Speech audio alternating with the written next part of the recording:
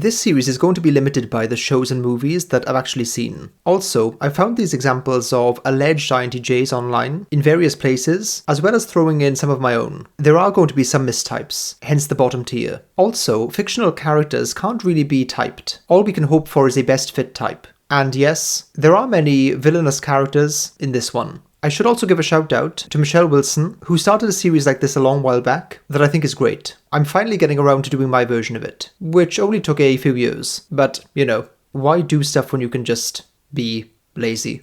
Okay, up first we have Batman. There are many incarnations of this character, of course. Some feel like ISTJ to me, others ISTP, but the overall character and archetype is INTJ in my view. There's a really great scene from one of the animated series where Batman is putting in place contingency plans to kill any of his friends and Justice League colleagues if they go rogue and become a threat, including himself. To me, that's a beautiful and brutal encapsulation of the INTJ brand of pragmatism. He's genuinely concerned about this future potential threat and takes action with an urgency that makes it seem imminent. He goes into precise detail about how each member could be dealt with and killed, based on his own extensive research. You can also hear the pain in his voice when describing these plans. Yet, he does what needs to be done. It's particularly great when he talks about how to beat himself. He dispassionately points out his own weaknesses with utter stark self-awareness, something I've often seen INTJs do. He's also a great example of how FI shows up in INTJs. As you get to know the character more, you realise he's driven, somewhat irrationally, by values and principles. Intensity and ruthlessness, in service of what they believe to be right, is a deep-seated INTJ quality. Batman is a legendary INTJ, in my view.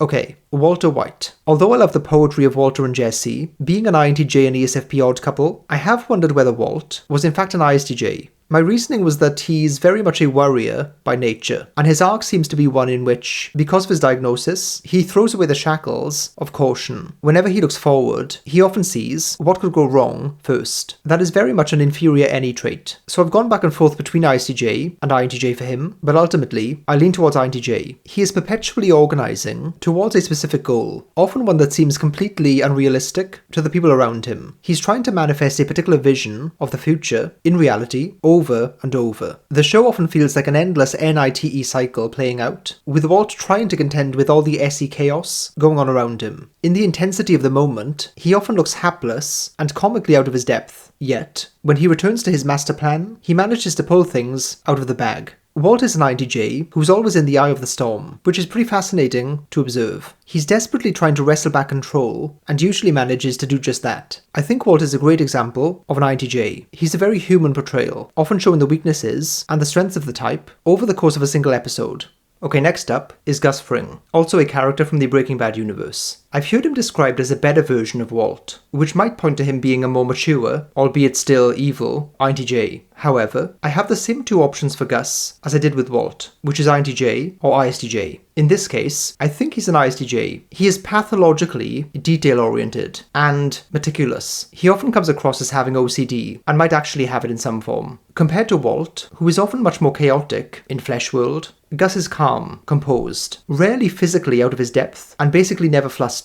Michael Pearce once described ISTJs as being the logistical masterminds, and that's what Gus is. His success comes from precision and immense attention to the particulars. He's about order, routine, habit, predictability, and things running like clockwork. There are quite a few instances of him being rigid in a kind of SI-FI way. To deviate from his preferred approach, he needs a lot of convincing. I think Gus is a more grounded, realistic, and practical version of Walt. I think he's an ISTJ. Okay, Hannibal Lecter, the Anthony Hopkins version. So I don't actually know too much about the Anthony Hopkins Hannibal Lecter. He's barely in the first film, I think famously only for 15 minutes in total, despite winning an Oscar. And I can't really remember the other films. However, I do think he's an INTJ. I have said in various videos that INTJs have great psychological and social insight. Just because they don't go about things in the FE way doesn't mean they lack awareness. I think he's an example of what ultra-social awareness and insight looks like, minus any kind of FE at all. He goes straight for the psychological juggler with whoever he's dealing with. He wants to probe to find out their weak spots, then press relentlessly on them. He clearly likes to dance in the abstract realm, loving to speak symbolically and cryptically to both flex his intelligence, but I think also just because he thinks and communicates that way naturally. Instead of being direct with Clarice about things she really wants to know, he insists on toying with her or speaking in abstract ways that give her the chance to get on his wavelength. He's never trying to make it easy for the person he's talking to. He's not trying to bridge the gap in that Effie way. What he gives her are essentially puzzles and riddles. Although he is analytical, he's very much a pragmatist in my view. He's always trying to leverage the information he has to get something, in a way that feels very TE to me. I think he's a good example of an INTJ, but not great. His psychopathic nature is so apparent that it kind of overshadows his actual type. He's a great character, but the INTJ-ness isn't always front and centre.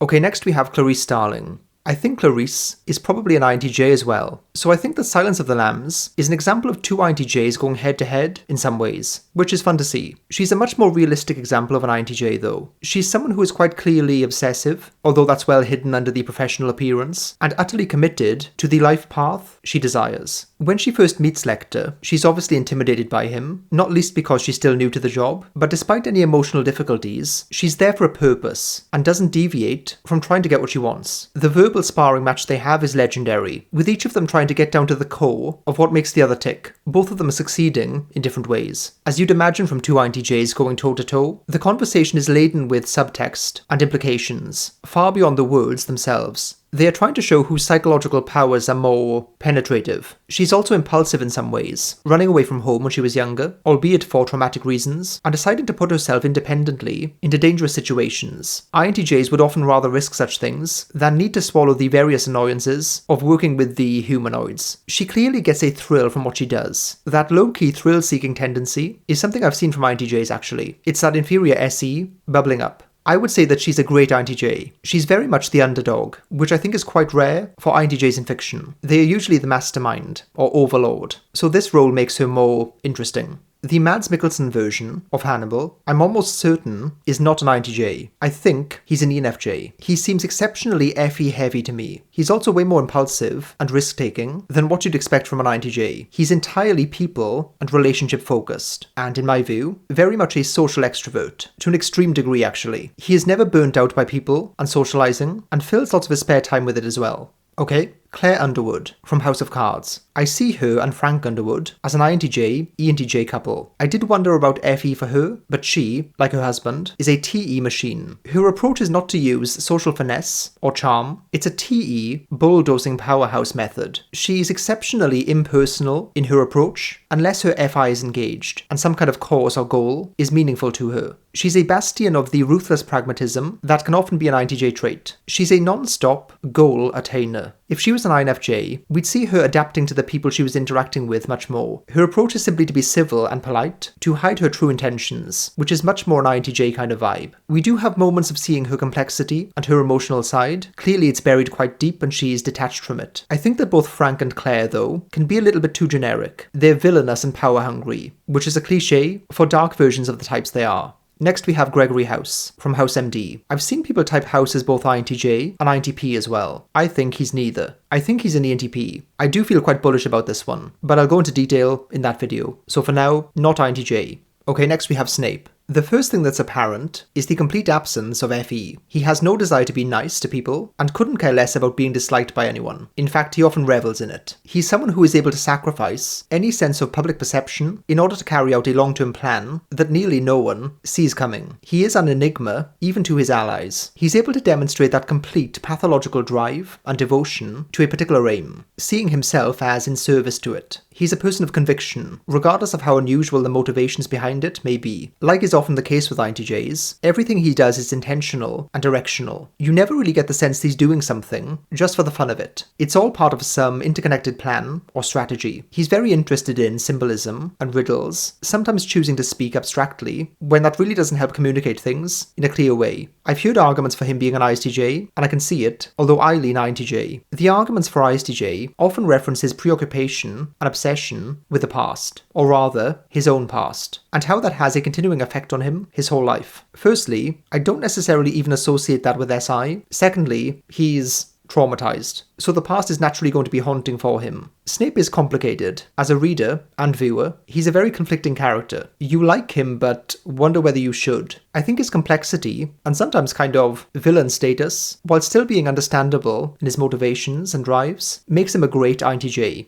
Okay, Professor James Moriarty. This incarnation is from the Robert Downey Jr. Sherlock Holmes films, which I'm a very big fan of. I think it's an underrated version that gets kind of dismissed as being silly, but is actually quite brilliant. In my view, this Moriarty is either an INTJ or ENTJ, but I think INTJ does fit better. He is a cliché with an evil mastermind plan for world domination. He's a very enjoyable character, but there isn't much subtlety or nuance to him. He doesn't have any complex motivation or many redeeming qualities, other than just being a genius. He's in the generic category for me. Next up, Tommy Shelby. I think Tommy Shelby is an ENTJ. I see a few things from him. One is that he's more TE than NI. INTJs wait for a vision to emerge, then use their TE to organize towards it. Tommy is wanting to organize already, to marshal, to do, to take action, and uses his NI to create plans and visions to go for. He's much more impulsive, risk-taking, and reckless than a typical INTJ would be. It's much more in line with the third slot SE of ENTJs. He's much more of a charismatic than a charmer, so he doesn't seem high FE, but to me, SI is a more likely blind spot for him, overworking himself, pushing his body beyond healthy limits, not taking care of his own sense of psychological balance and homeostasis. He's very calm, stoic, and quiet. He's very much socially introverted, which I think is actually pretty common for ENTJs. His stillness and calm, steady nature do feel very INTJ-like, but I think ENTJ fits better.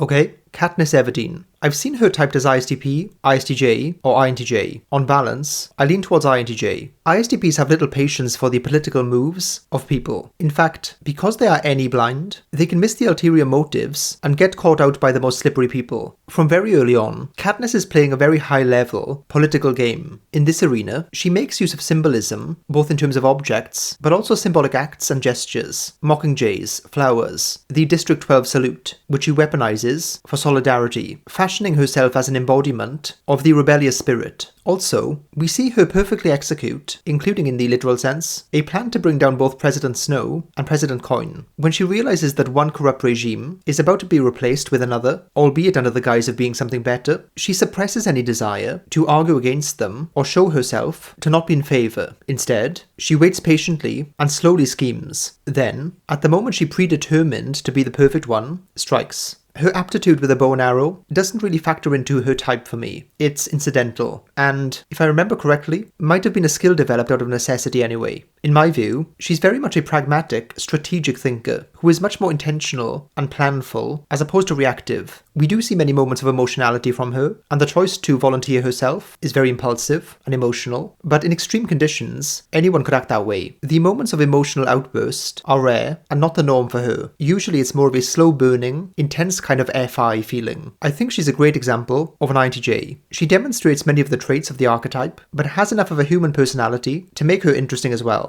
If you're an INTJ who hasn't subscribed, just remember that I chose you first for this series. To me, that's love.